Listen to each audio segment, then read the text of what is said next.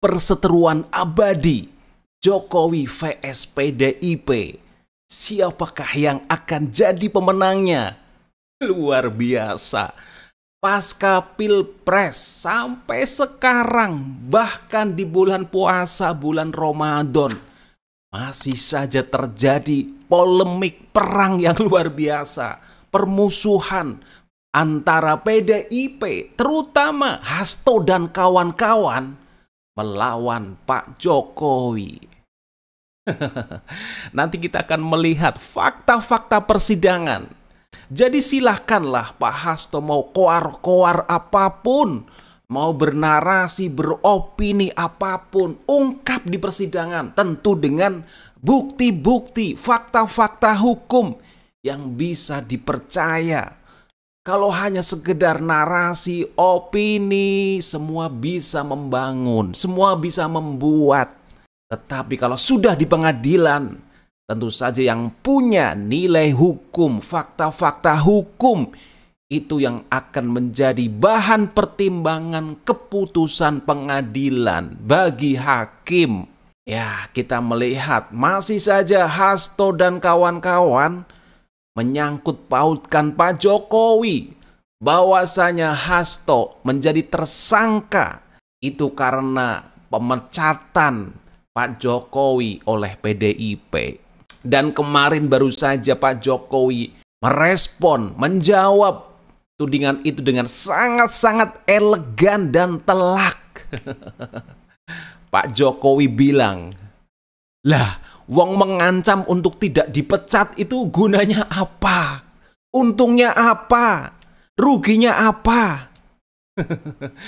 Ya dipikir-pikir ya, Pak Jokowi sudah tidak lagi menjabat menjadi presiden dan sudah tidak bisa lagi mengajukan untuk menjadi calon presiden. Sudah pensiun, sudah menjadi warga biasa. Apa untung ruginya dipecat dari PDIP? Gitu loh, apa untungnya begitu? Biasa-biasa saja. Itu dipikir secara logika. Nanti saya yakin hakim geleng-geleng kepala melihat seperti ini ya.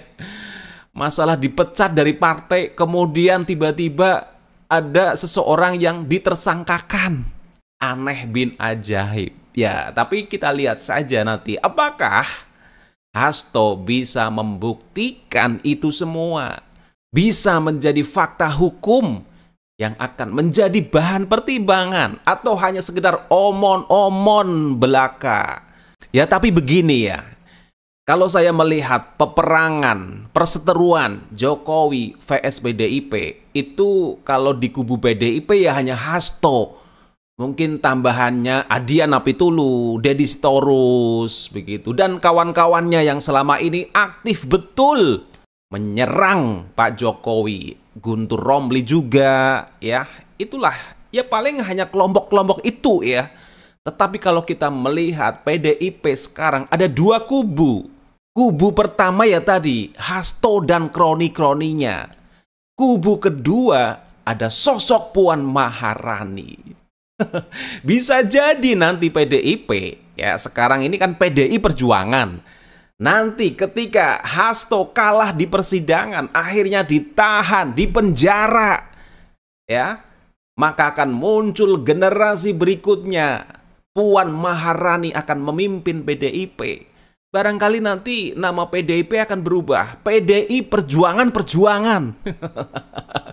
PDIPP gitu ya. Akan meninggalkan sekjen fenomenalnya yang kontroversi, yang hanya omon-omon terus. Ya, kita akan melihat sejarah PDIP akan bergulir. Berganti sosok yang lebih elegan, yang lebih bisa membaur, yang punya nasionalisme tinggi, kenegarawanan yang hebat. Sosok Puan Maharani bisa diterima oleh semua kalangan. Dan jalan pemikirannya lebih logis. Bukan hanya mengejar sensasional, emosional, tetapi memikirkan bagaimana masa depan PDIP, masa depan negara, terutama dalam hal membina persatuan, kerukunan antar kekuatan bangsa. Bahkan Puan Maharani ketika diminta untuk merespon bagaimana seteru Jokowi vs Hasto dan kawan-kawan. Puan ingin menghentikan itu semua. Sudahlah, kita memikirkan masa depan. Nggak usah masa lalu, begitu. Dan saya melihat keakraban yang begitu luar biasa. Hubungan batin yang begitu baik antara Pak Jokowi dan Puan Maharani. Dan saya yakin Megawati pun juga sama dengan Puan Maharani. Cuma barangkali Mega masih berpikir, masih ada gengsi. Karena apa? Di situ ada nama Hasto dan kawan-kawan, takut mengecewakan kader-kader kroninya Hasto. Tapi sebenarnya coba kita melihat di akar rumput. Banyak sekali kader-kader PDIP yang sebenarnya sudah jengah, malas untuk membahas soal Hasto. Maka banyak kan kader-kader yang sebenarnya sudah move on dari hasil pilpres. Sudah melupakan itu semua. Sudah kembali bekerja, yang penting menatap masa depan. Yuk mengawal pemerintahan Prabowo yang terbaik, bisa memikirkan rakyat kecil. Jadi kita akan melihat apa betul Hasto tersangka gara-gara soal pemecatan Pak Jokowi dari PDIP. Artinya ada pengaruh politik dan kekuasaan pada kasus Hasto. Kita lihat saja fakta-fakta persidangan. Hakim akan memutuskan apakah Hasto selama ini hanya pintar bersandiwara, beropini, bernarasi terus-menerus supaya dapat dukungan dari kader-kader PDIP. Tapi nanti sejarah PDIP akan membuktikan Hasto akan dilupakan.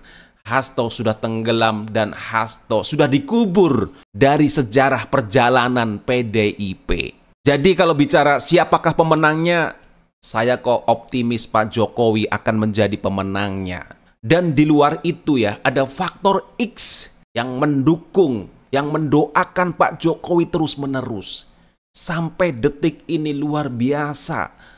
Orang-orang yang datang berbondong-bondong ke rumah Pak Jokowi, dimanapun Jokowi berada, itu orang-orang selalu mengerumuninya. Hanya sekedar berjabat tangan, berfoto, minta didoakan. Dan Jokowi banyak didoakan oleh orang banyak. Maka ketika orang selalu didoakan, selalu berbuat baik, ya insya Allah Tuhan akan selalu menolongnya, melindunginya dari segala macam mara bahaya.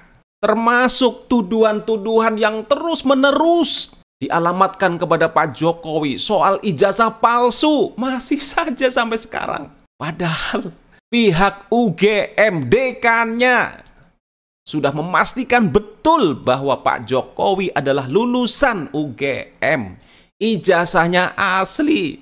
Kemarin masih dipertanyakan, kofonnya sudah Time New Romance ya. Itu dibantah oleh para pakar, oleh para konten kreator. Bukan Pak Jokowi yang membantahnya. Oleh rektor UGM-nya dibantah bahwasanya font itu sudah digunakan.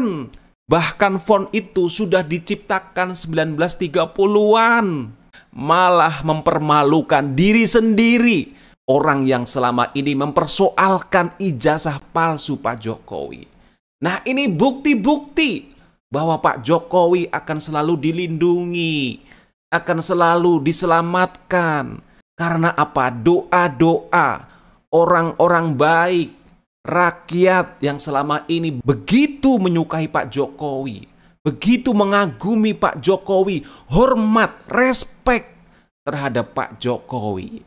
Nah, mudah-mudahan di jelang Idul Fitri ini suasana bisa teduh, nyaman, masing-masing pihak bisa menahan diri. Biarlah persidangan berjalan, kita tunggu saja siapa yang akan menjadi pemenangnya. Nggak usah banyak narasi, nggak usah banyak tuduhan, fitnah.